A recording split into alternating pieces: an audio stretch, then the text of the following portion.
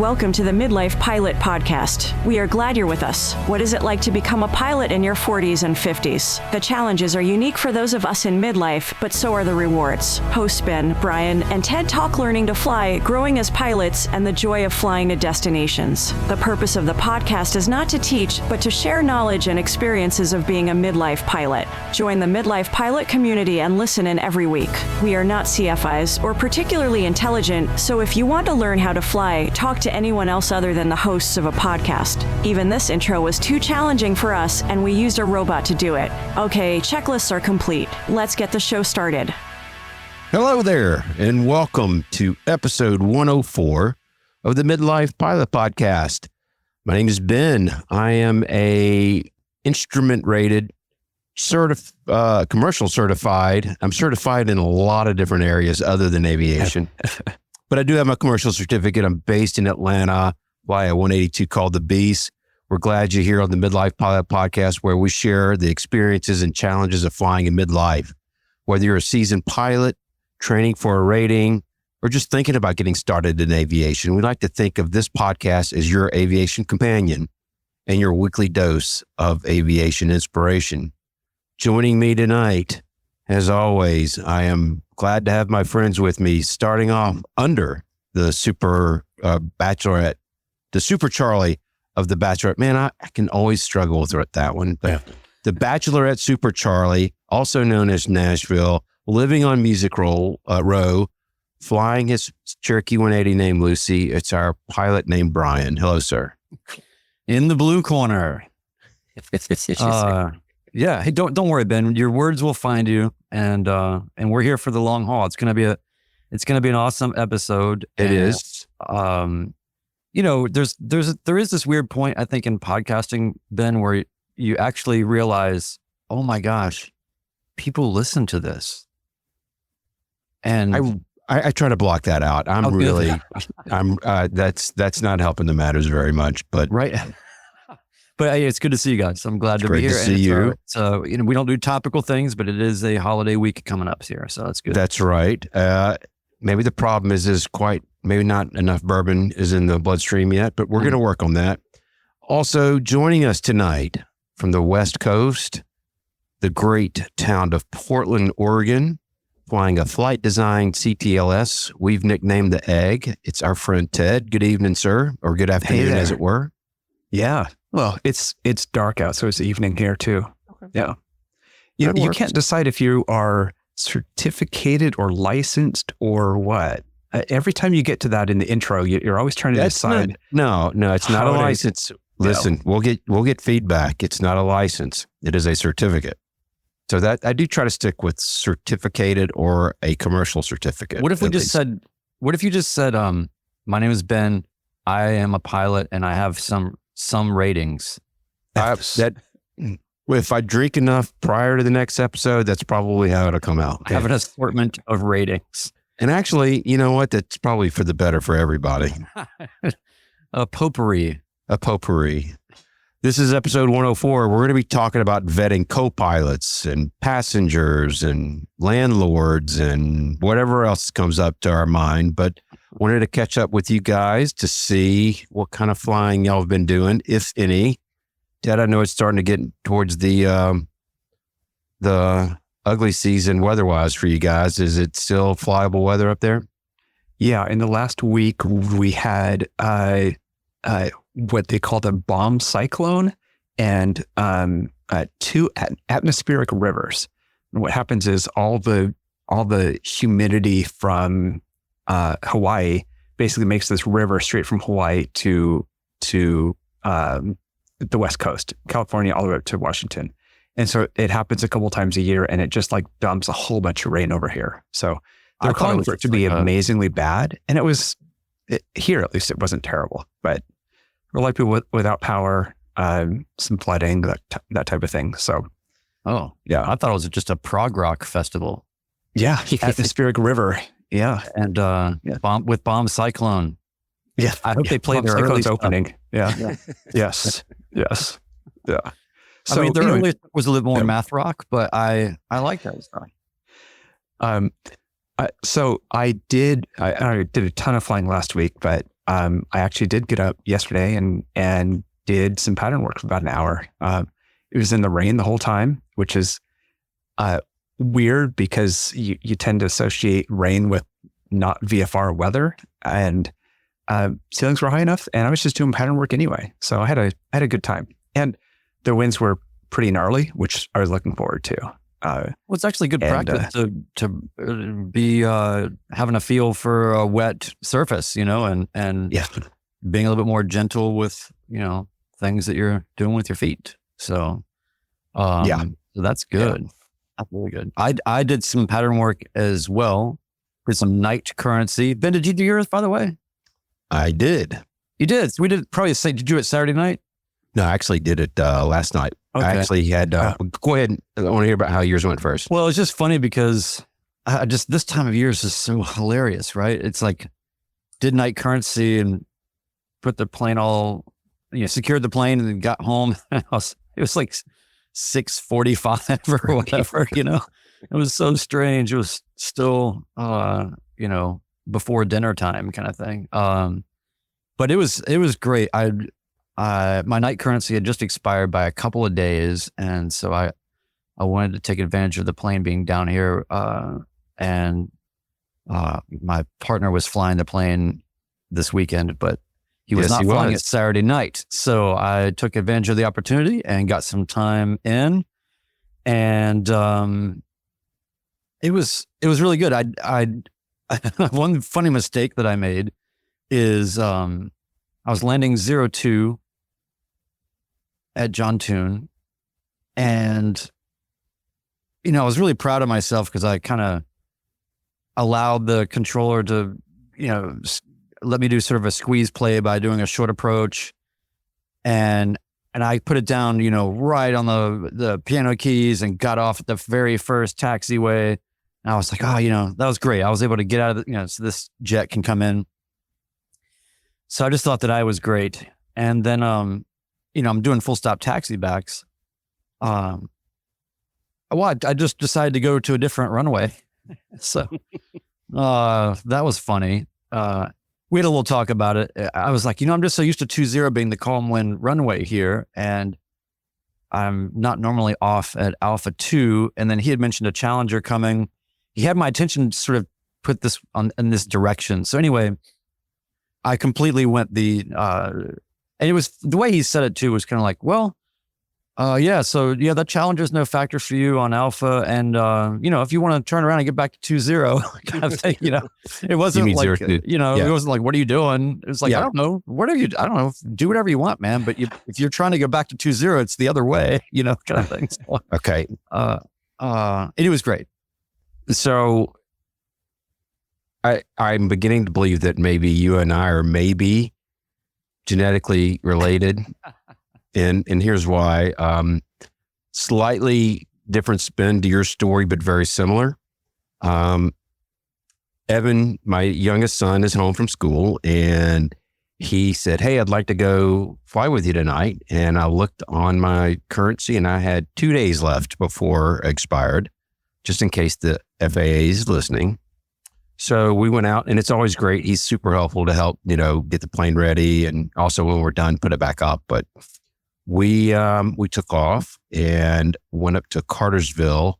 I've got a picture of it. I'll send it to you guys, or we'll put a link in the show notes. But it was, it's like super intense LED lights, and they're brand new. There's no lights out, and it's just a lighting system that, for an airport out in the middle of nowhere, sure is really nice. And so we went and landed there, taxied back, took off, went to PDK.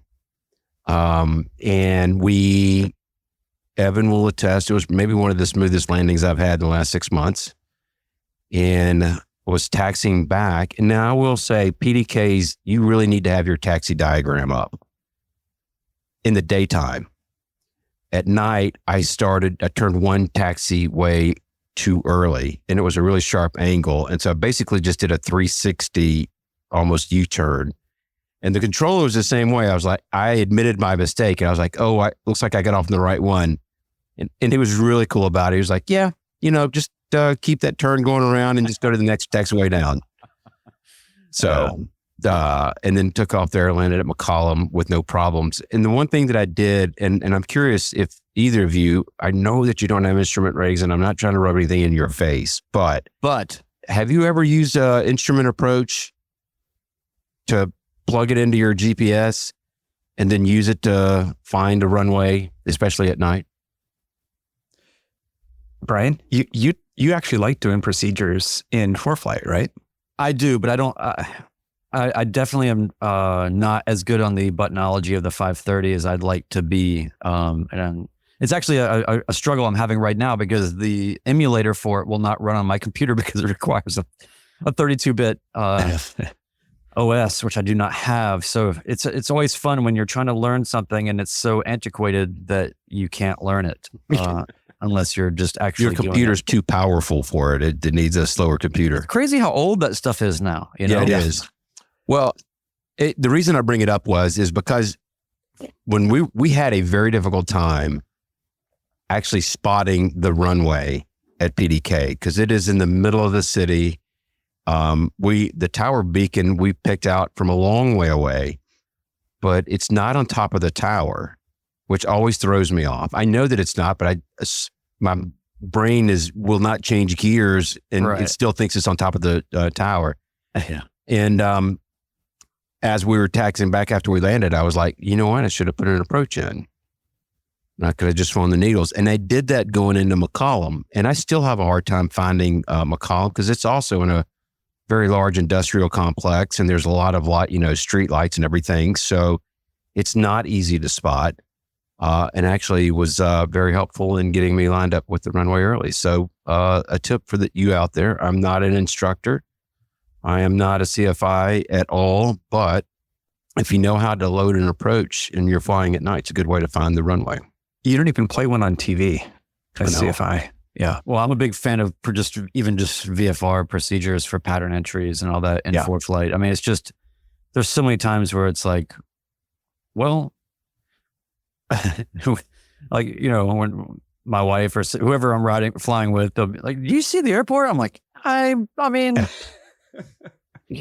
I theoretically understand when it will reveal itself. And I'm confident in the sanctity of my present location relative to the otherness of things. We all agree on this fiction that you can say airport in sight instead of cancel VFR flight following. And that's really what they want to hear. Whether it's in sight or not, it's debatable. Yeah. What is I used to put in the final approach fix at Hillsborough quite a bit, and I'd run that. There's two things about that. The one was it meant that you were in the way of someone else because you're on a nice 4-mile final and going slow. So they'd much rather have you off to the side. And then the second is, since I've moved airports over to Troutdale, Tango Delta, there is terrain and it's lined up with the Charlie airport and it's underneath it. So the pattern entry tends to be kind of a 45 direct to the, off to the side, and rather than being lined up with it for a long ways. So I've had to be a lot more careful about how I enter the pattern because of that. Yeah. Well, hey, so congratulations. Everybody got some flying done. It's good. Yep. And I think I'll be getting some more done this week. Get a little nose strut to pump up again. I've got to replace those seals. But, Cherokee life, baby. And you got a video out, Brian? Yes, you do. Well, I did put a video out. Yeah. I've done a few recently. I made one of my visit to Rome, Georgia to hang out with Ben and his son. And then just recently, I think yesterday or day before, I posted a video that is a bit of a rumination on what it is to hit 600 hours and what that has meant to me. And it's a nail biter all the way to the end. You got to watch the whole thing. It's devastatingly riddled with tension and resolve, and it's a masterpiece of plot and character development. It's actually none of those things, but it is a video that I made, and it was kind of fun to go back. There's so much footage that I have that I wanted to include so many more things, but I just thought this is not. It's interesting to have a bulk of material so thick that just so much coverage, because I've deliberately not filmed so much of my flying, and still to be sitting on so much footage. It was just kind of fun to kind of quickly go back through and pull some things. But I enjoyed making that and thinking about it, and on to the next. I enjoyed them both. You should get some decent views on the one for Rome, because I did send the link down to Noah, and I think he was going to show it to all of the people in the car club and the rec racing club down there. So okay, well that's going to be a huge boost. That's going to be like 7 more views, which is really like I didn't want to take it down that road, but yeah, I mean, it should double your viewage. I mean, I did though, and to me, the 600-hour one is the classic Brian Siskin jam. Yeah. and why I love your videos so much, because I think there's a great number of us out there that kind of go through the same ruminations, and for somebody to verbalize it and put it on film and back it up with great footage and great editing, it's awesome. I appreciate that. Well, it just had me, I don't know, for those that are into, I don't know, like sort of Haskalah, mid-century German Jewish mysticism and philosophy, if you just want to feel like getting weird, Sure. I mean, that's most of us, right? Yeah. Yeah. I mean, like, what do you do on your Saturday? Yeah, well, exactly. Bearded Aviator in the comments says, both were great videos, Brian. And Nathan Ballard follows up and says, agreed. It is always popcorn night when Siskin posts his videos. Come on. Speaking of night flying, that's what I got from your 600-hour video. And the quote that I wrote down from it was, the Nashville lights and stars make one continuous conversation. And that was, for me, like that was the, being able to kind of verbalize that. Well, without getting too weird, I mean, it really is just, when I was just thinking about what it meant to hit 600 hours, we've talked about this stuff, like how we all struggled to learn. We all go through periods of bumping into walls and suffering and embarrassing yourself and all this. And you get to a point where you can really just take it in, and it can become something greater to yourself. And it's not, I was really just kind of driving home the point of like, it gets way beyond, there's so much to look forward to for those of you who are early on in this. There's so much to look forward to that you cannot imagine that is beyond, as I mentioned it in the narrative, V speeds and regulations and technical specs and, all these things. There's a whole world that is coming at you that you will see. One more from the feedback, our friend Colin out on the West Coast. He says, can always count on you to give the Aviation Sirens song eloquent lyrics. I love how and why you fly, and hope to bring a bit of Siskinology to my flying. And I'm going to tell you, Siskinology is now going to be used on a very frequent basis. Colin, thank you so much for that. I really appreciate it. Thanks, Colin. I appreciate that. Brian, you want to touch on our housekeeping real quick? Actually, yeah. Sorry, I was about to take a sip of this High Life, but I got work to do. Metaphorically and literally, right? Yeah. Yeah. I guess in that way, it is sort of the perfect aviator beer, right? Yeah. All right. Housekeeping. Thanks everybody for bearing with us.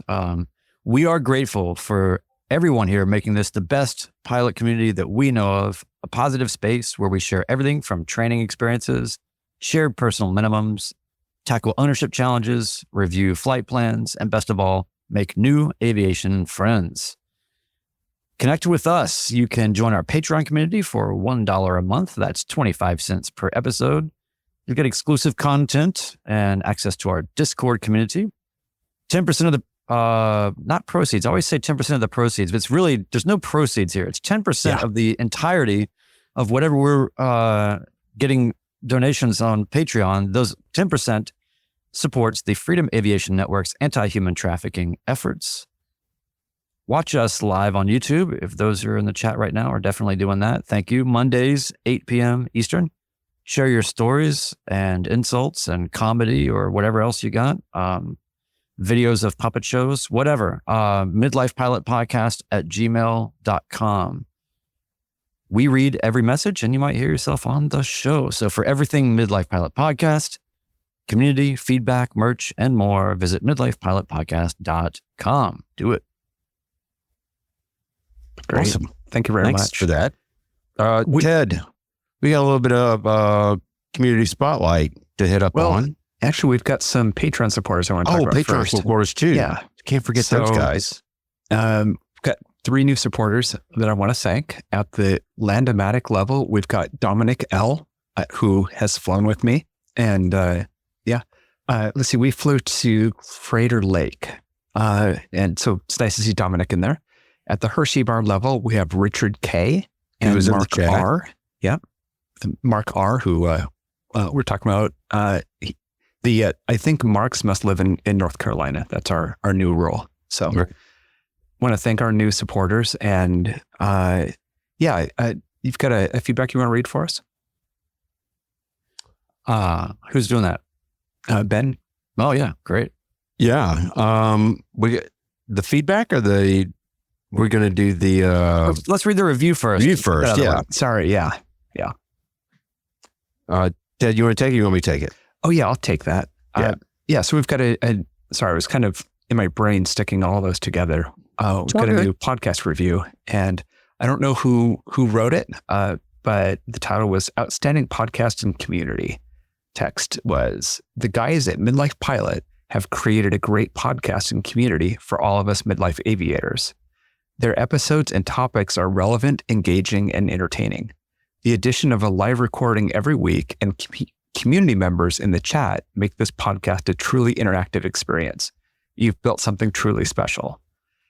The live recording was something that started at the very beginning, and it's been fun to keep it going. And it's really a lot of the energy of the podcast. Yeah, that's what things I really like about Ben, it. thank you so much for that, writing a review of your own podcast. That was really nice. Exactly. I mean, I've been trying to bribe people with stickers and other things, and it just nothing seems to work. So I thought, you know what? I'll just review it myself. Well, and people should know that this whole live show thing, the reason that it started this way is because we realized early on, this is the only way that it's actually going to get done.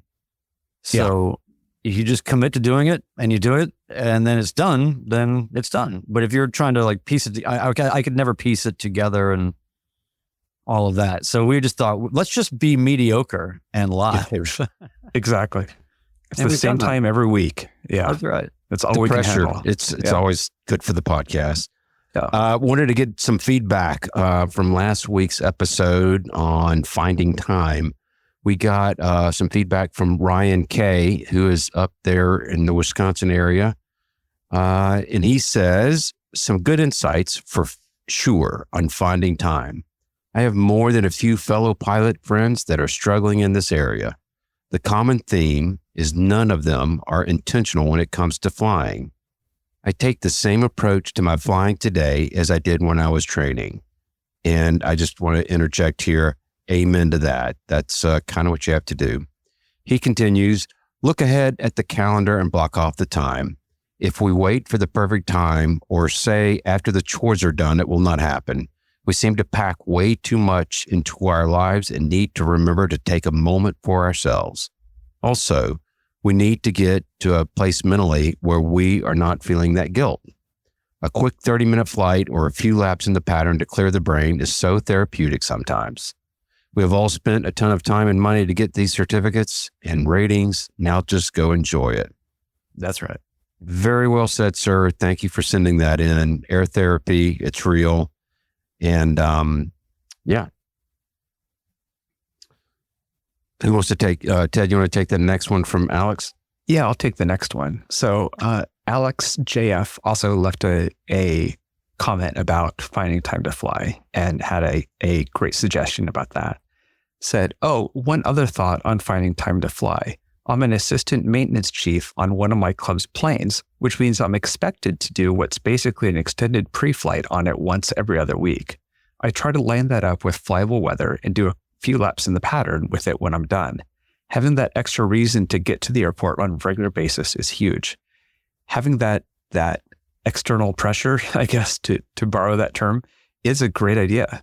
You've got to be at the airport. You've got to do this. So that's a good suggestion on that. It also just speaks to it's for a lot of people, it's really about getting involved, and so there's just an inherent benefit to just being more immersed and involved in ways that are not just because you fly a plane. Yeah. You want to get this last one? You get that, Brian. Yeah. All right. From our friend, JB, a lunist. Been enjoying the topics of flying cheap, quote unquote, cheap, and how to find the time. Ben's mention of the commercial 300 nautical mile requirement reminded me that I used my time flying out for the 100th episode to fulfill that requirement. That was really cool to have you out there, by the way. And it was great to hang with you, meet you, and see how nice your landings were coming into Fairmont. Fancy plane too. Yeah. Beautiful plane and really cool to have you there, JB Alonist, for our non-event. So he says, I had already planned to meet a family member at Lima Bravo Echo, Arnold Palmer, from my home airport that is 230 miles. I decided to head to JST first, land there, then head back to LBE. That was my greater than 250 nautical mile requirements. From there, I went to 4 Golf 7, which is Fairmont, and hit over 300 miles. Despite being under 200 hours, I plan on getting my commercial one day, so now I've got that requirement out of the way. Also, like Ben, I've been doing some night flying and using those flights to do some landings at a towered field since you need a minimum of 10 for the commercial. So prior to hitting 50 hours of cross-country time, I would try to make as many flights across country as possible. That is from Rob, aka Jay Balloonist. Thank you for that. And that was a great suggestion, Ben. And there are a lot of combinate functional things that you can do that'll drive you to do a little bit more and to make your flying a little cheaper as well by what do they call it? Batching. Yes. Double dipping. Yeah. Double dipping. That's awesome. Yep. So we wanted to get into tonight's topic of vetting other co-pilots, or we can even expand it beyond that. But wanted to kind of hit this in, our community is wide and varied. We have a lot of folks that are still in training for their private instrument, all the way through very senior CFIIs. So Ted, you had a couple of comments earlier before we got on, and I wanted to kind of hand it off to you to kind of tee it up. Yeah. Well, first, this topic was addressed on the podcast in episode 23 with OG Chris and Brian talking about that. But a lot of time has passed. And I thought, Ben, that you and I flying together in the Beast is a great example of that difference. We flew together when I had about 120 or 150 hours, I want to say, headed to Nashville. And then, that's right. And I remember putting a significant amount of hallucinogenic mushrooms into your tea just to maybe help with that transition. We didn't fly inverted the whole time. Only to find out people from Portland are naturally immune. That's exactly right. Yeah. So, one thing, and then we flew again recently, and I've got over 500 hours, and I just use the hours as a proxy for experience. The actual hour number doesn't matter. But it's just a good metric of time that has passed. And I remember the first time I flew with you, I was pretty overwhelmed, and there was no way I was going to take any of the radio calls or I was just flying along with you. That's interesting. I I did a deep and very expensive background check on you before I let you get in the airplane with me. First of all, Well, Just clearly kidding, of not, course. because you let me in the plane. I did. So it wasn't a very good background check. If Yeah, you it is different. I think your approach is maybe a little bit different, but not a lot. That if you're a low time pilot and you're taking on another co-pilot, when I first heard about this subject, two things came to mind. First of all, if you're a low time pilot, I remember when I had 75 to 100 hours and I would fly with my partner, Stuart, who is a Delta pilot and who had 15,000 hours, was very cognizant of the fact to keep my mouth shut because I felt I had absolutely nothing to offer, when in fact he called me out and said, no, you have more time in this airplane than I do, and I need you to speak up if you see something that you've been taught different. And that kind of set the bar for me from that point on. When you're have other pilots in the plane with you, you need to be resolute. And if you know that airplane inside out, you can't let anybody try to tell you what you already know otherwise. Does that make sense? It does. That was, I think the thing about flying with a newer pilot is they have the proper habits that you've managed to forget or override. And as you've let your standards slide and don't realize that that's happened. So I think that's the value of flying with a much newer pilot. Yeah. So I have had a couple of opportunities. The second thing that I was going to touch on, it's more of a personality assessment of flying with someone else.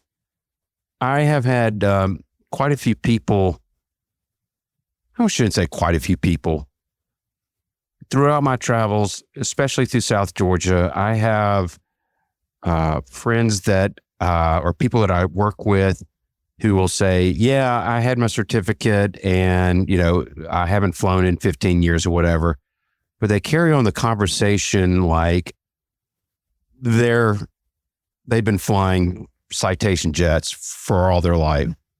And there's some kind of bravado that's kind of built into what they're talking about. And that's a bit of a red flag for me. I really don't, I will find an excuse not to fly with folks like that. On the other hand, there's going to be, oh, go ahead. Sorry. Are you saying that they look at GA as being like the toy of flying? No, just that they bring a wealth of information that was useful 15 years ago. Mm-hmm. It's And kind of like maybe it's useful now, but I don't know that. And the bravado that comes with it just makes me nervous to have them sit in the right seat. And I think there's a lot that can go wrong, more than them probably could go right. Yeah. It's sort of like the dad at the football game that played high school and then he kind of thinks he's the coach or something and is yelling at everybody, but yeah, I don't know. That's a great analogy, by the way. I try, so I really like what Colin's bringing up here in the chat.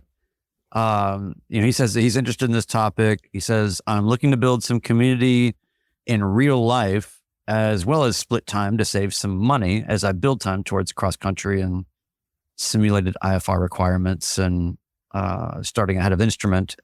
And he says, curious if anyone has flown with a quote unquote stranger and how they navigated that vetting process. And that's really putting the finger on, I think, what I want to make sure that people come away from this episode as having something to walk away with. That is so without getting all aviation-y about it, it's a socially awkward construct. And I think that from the midlife perspective, it's just not on one hand, it's easier to have these uncomfortable conversations because we've had to do that in our jobs or in our lives or Ben just even going to the convenience store, it's going to be something that he has to, explain to somebody it's like, I'm going to have a very difficult conversation with you about, skull or something. I don't know what it is. No, I'm just making stuff up. But no, so the idea is just that it's hard to, I don't know, it's hard to have those conversations. So I'll start by saying that everybody knows that when they fly with me, even though we've all got a little bit of an ego, right? We've all got you have to have a little bit of a confidence. There's a fine line, but but I think that I always tell anybody that is sort of a co-pilot with me in any capacity, whether it's CRM, whether they're just riding along as a pilot, whether we are in, however we're coordinating, if I have no ego about this, if you see something you don't like, speak up. And I want to make sure that is open communication right away. Even if what you're saying is maybe not even accurate, like that's fine. It's not about the critique or these things. It's more about just making sure that people feel like they can say something. So that's to start with. And then to go beyond that, I think, Colin, when you're looking at, flying with other people to build time and these things, obviously a great thing to do. There's a myriad of things in the same way that, I don't know, if you encounter someone on the street and it's 1 a.m. and you're downtown New York City and somebody walks up to you and you're like, I'm going to be reading really quickly a lot of different cues from this person about what their vibe is, and rely on your instincts about people, in the initial offing. And I would say, just generally speaking, have a sense of their recency and currency, which is speaking to what Ben was talking about, not fake currency, but real currency, and get a sense of, ask them questions about things that'll elicit responses around their ideology, around safety or unique practices maybe that they have, anything about their experience that would be anything safety related. Just get them to talk about anything safety related. You'll get a quick idea of how aware they are. And then just real quick, I want to throw in one more thing, which is to say that you don't have to fly with anybody, and you can the engine can be fired up and you can see enough things going on in the pre-flight or in the startup or the way that they're doing their run up, just like we can abort every takeoff and we never have to fly. You should definitely just always keep that in your head, that at any point you can say, I would like to get off of this ride, and to trust your instincts. Yeah. So I agree with everything you've said. Let's keep in, we're midlifers. We have experience in meeting people and reading texts and reading different things. I wanted to give a great example. We have a friend of the show, Barry M., who's up in Tedland, up on the West Coast up there. New owner of Checkmate, by the way. Checkmate Checklist. But he came down here earlier this year. Now, we have had several different conversations via text and also via the Discord, DM. He flies a Cessna 182. I have never met this guy in my life, but you can get a sense of how somebody is in conversations with them via email or text or whatever other method. And I literally remember telling Terry as I was leaving the house, she says, where are you going? You want to fly? And I go, yeah, I'm going to go fly with a stranger that I met on the internet. and it was true. Yeah. But he was fantastic. He, offered to help, did not talk during takeoff or during landing. And it was an awesome experience. But I could read the room, so to speak. I could glean things from conversations that we've had that said, yeah, this guy seems to be at least as normal as me. And you go from there. Ted, I know we've gotten some really good chatting in the live stream here. You want to hit on a couple of those? I've been reading them and I want to read all of them, but there are some really good ones in there. Yeah, it's absolutely blowing up. First, I've got to shout out our friends over at Flying Midwest. Jim's comment there when we were talking about background checks was a detailed background check is important. That's why I haven't flown with Badger. He hasn't flown with his own co-host, our friend Badger, Badger pilot. Nathan Ballard was talking about checking out club members, and he said there's a lot of bad or unsafe habits out there. Don't be afraid to speak up. If someone gets miffed that you mention something, then oh well, safety first. And that was that whole kind of early vibes thing was talked about a few times. Richard Kemp said, attitude toward planning and pre-flight is telling. You can figure out some people before you ever take off. Michael, who has flown with us, said, I met some strangers online. They claimed to be quote unquote pilots. Flew across the country to meet them in real life, and then hopped into Ben's, then Brian's plane. Now that's crossed. Well, that says something about you, I think. But yeah, and when we were talking about flying with professional pilots, Nathan Ballard said, 99% of the airline pilots I fly in little airplanes with really want you to speak up. That's how they fly at work every day. CRM, teamwork, backing each other up.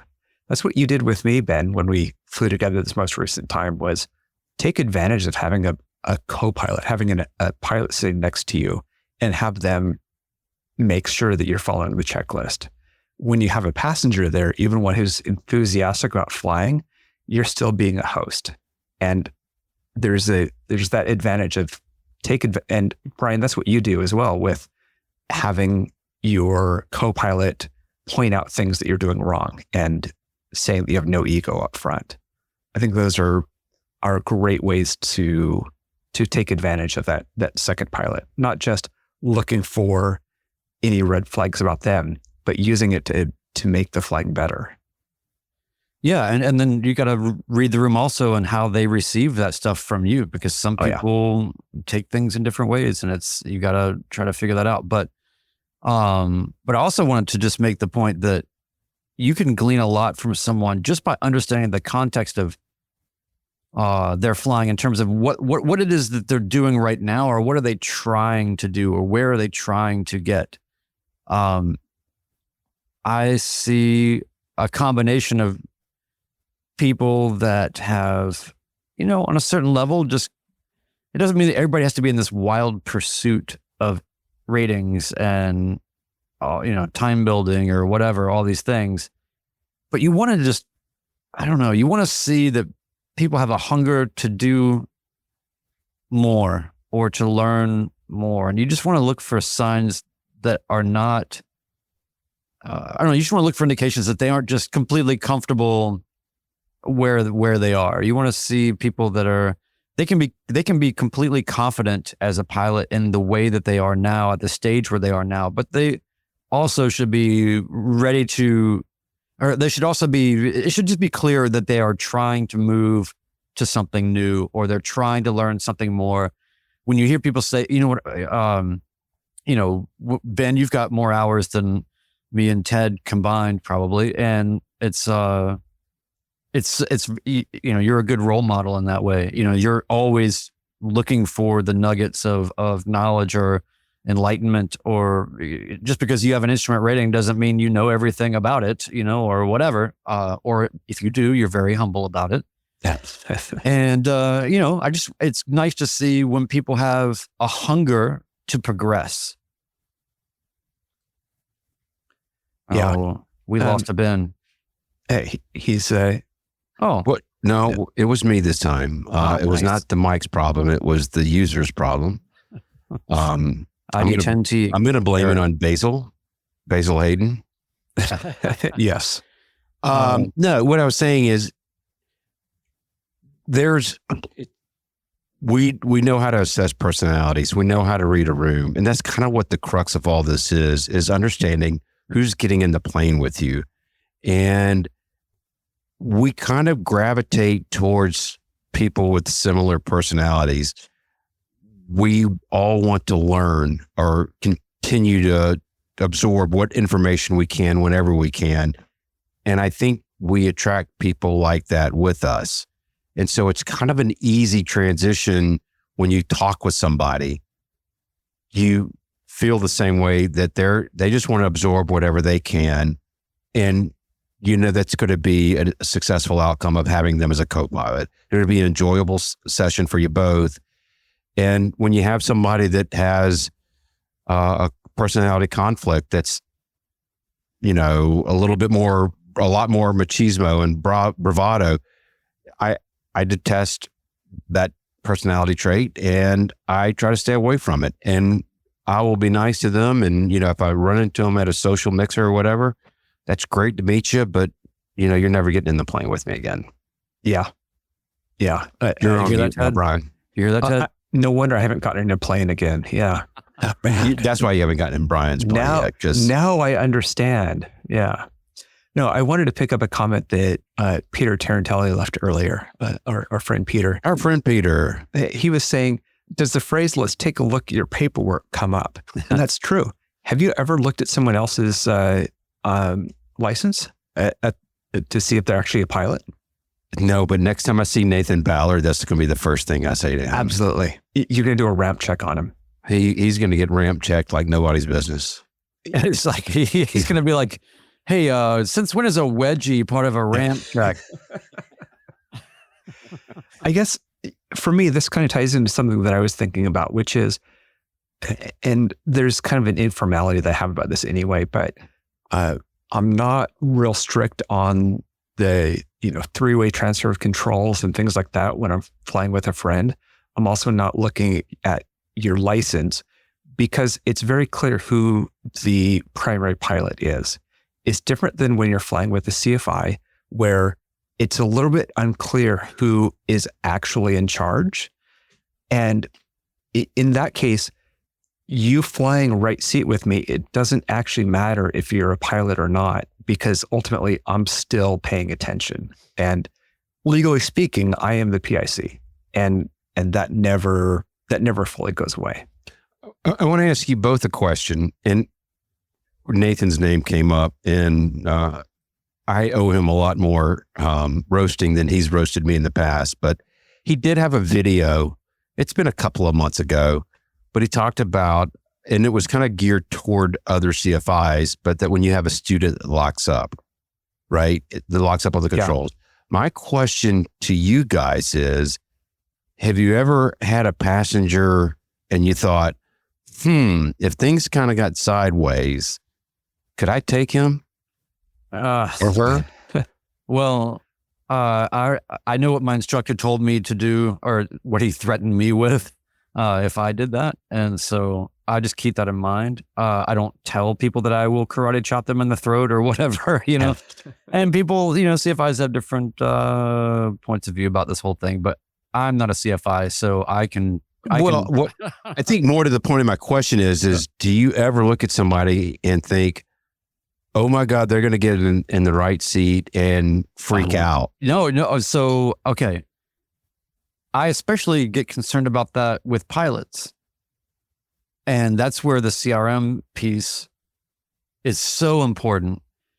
And one of the things that I have told many pilots that I have flown with, that I've said, if this engine, if we have an engine failure on takeoff, these are, it is my controls and I'm going to be pushing the nose down in a way to sort of, whether it's an experienced pilot or not, or a passenger or whatever, I'm priming them to understand that my response is going to be the opposite to what most human responses will think is the right thing, which might prompt them in turn to want to overpower me in a panic situation. And so I'm telling them beforehand, when I'm giving them a sort of an emergency brief about kind of what's going to happen here, it's not just, well, if we lose power, and we're above this altitude, then we'll turn back or whatever. It's like, no, here's what's actually going to happen is my job. I've gone out of my way to say my job will be to put the nose down to keep the plane flying. And so don't be caught off guard by that, because it seems like I should be doing something different. Yeah, really sets an expectation there. I had one passenger, a friend of mine who's flown with me several times, including since that, we were coming into land and he just stomped hard on the right rudder. He wasn't a pilot. He's just a passenger in a 2-passenger plane, though. Every seat is has full controls. And, that was very much a surprise, especially because I don't think that he realized it at the time. What was happening. Oh So, no, I've had passengers that are pilots where they've gotten in the plane and I've said to them, because I know that they're used to flying Cessnas and with bungees, and when you're in a Cherokee, it ain't like that. And I know, I told the pilot beforehand, I said, while we're sitting here stopped, right, and we haven't started up the plane yet, and when I'm checking flight controls, please do not step really hard on the rudders because that's bad. Yeah. In a Cherokee.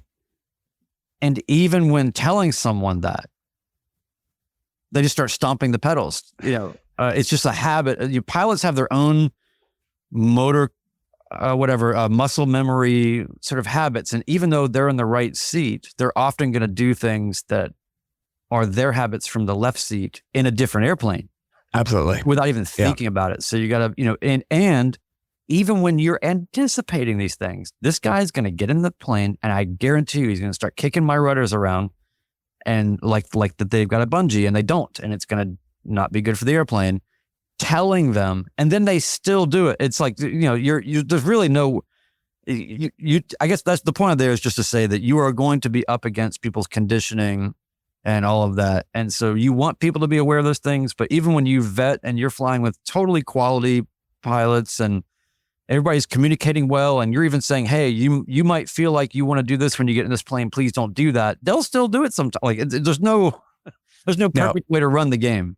To be clear, when you talk about the problem with that, what you're saying is in a Cessna with, say, bungee linkage, you can stomp on the rudder, not cause any damage. In your Piper, if you do that, you could bend some linkage. Correct. Because both have steerable wheels. It's just a difference on one's spongy and one ain't. Yeah. Want to call out Nathan Ballard. He states in the comments, it's a great point, Ben. I would say most private commercial sport pilots likely don't think about someone locking on the controls. So don't let your passenger take off or land or get near the controls. So yeah, it's because of this podcast, it's really made me think, or this particular episode, I think I do an evaluation of everybody that gets in my plane subconsciously. If somebody approaches me and says, hey, I really want to go flying with you, and I don't think that they have I think they have a personality that I think could be dangerous, I'll just you know what? Yeah, we'll get up sometime, or, kind of kick the can down the road. But I think it's another good point. So you always see when they say they've got 8,000 simulator hours. Yeah. Right. Yeah. Well, that's right. Ben, I'm fine sitting in the back seat of your plane. It's more comfortable anyway, so it's fine. Yes, that's right. Yes. I would much rather have Katie in the front seat with me. I trust her a lot more than I trust you. I'm going to pick up 2 comments here. The first is from Richard K., who said, my first ever passenger announced at 100 feet off the ground on takeoff that he was terrified of heights. Delightful. Yeah, I've got the video of my partner being in the plane trying to find something to grab onto as we were taking off. And then as we made our first turn and our second turn and all of that, and there's no good handles. There's just big windows in the plane. And the other one is Barry, Mr. Checkmate. He said, what's the adage? Nothing more dangerous than an airplane full of indecisive pilots. What was the flight with you, Brian, and 2 other pilots fiddling with your autopilot? That was me and Adam V. Yeah. When you just, we were. I was in the back seat on that one. I remember you and Adam were I was just a witness to the craziness. I do want to follow up Barry's with Richard K. followed up his comment. So Barry said, nothing more dangerous than an airplane full of indecisive pilots. Richard K. comes back and says, pretty sure a plane filled with CFIs is the most dangerous.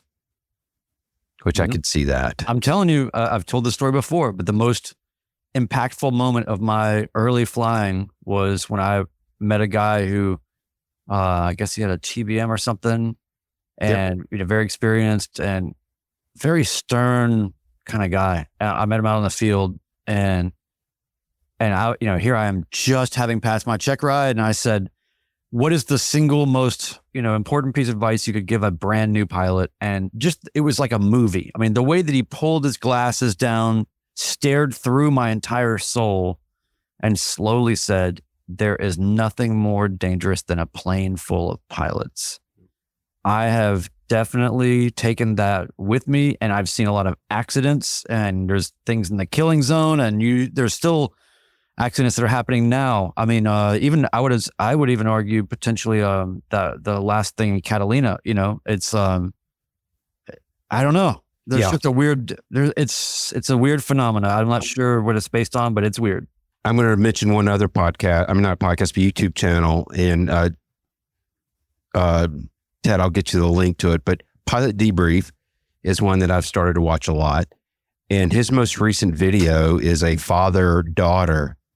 The daughter was a newly certificated private pilot. The father had been doing it for a couple of years longer, but I think she was unfamiliar with the plane, and it was a Beechcraft VTOL, but he breaks that down, and it was two pilots not knowing who was really PIC. And then you also have the father-daughter dynamic as well, which just compounded on it. So to wrap things up, really recap, you have to kind of use your judgment as to who you're letting in the plane that you own or are renting, and let them,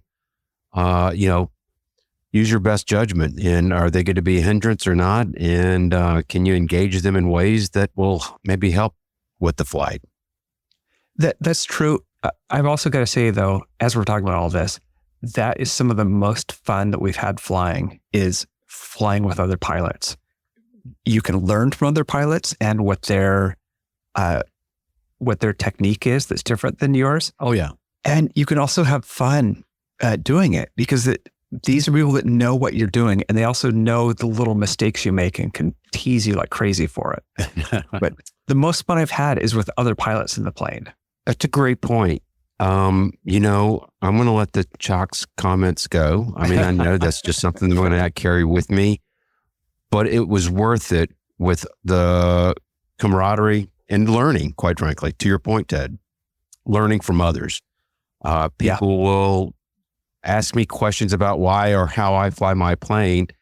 And sometimes I don't have a good answer, and most of the times I do. But Brian asked me, "Why do you do this?" And I'm like, "I don't know, leave me alone." Well, I just want to say that I hope that the conversation about this continues. There's been a lot of really good ideas here in the chat. Yep. And I'd like to see that flow into Discord and continue, and maybe get a little bit more concrete and interesting, because I know that we kind of talk around things sometimes. But I think that the thing I want people to walk away with is that it is a process, vetting, and there are different ways you can go about it, but you should feel that is important to do, and you should do it. It's not something that you should just be standing idly by and letting stuff kind of happen. Be proactive, and don't be afraid to make that a process and define it however it is that best works for you. That's right. Well, we encourage everybody in the listening audience to reach out to us. You can join us live, usually on Monday nights, 8 p.m. Eastern, at youtube.com/@Midlife Pilot Podcast. Thanks to everybody in the chat. It's been a really active and really thought out questions in there, and it was just a really good discussion. I do want to leave us with a little bit of wit and wisdom. I found one that I felt was apropos for tonight. Don't worry about what people think. They don't do it very often. So with that, I'll say, signing off episode 104 of the Midlife Pilot Podcast. Good night, everybody, and happy Thanksgiving.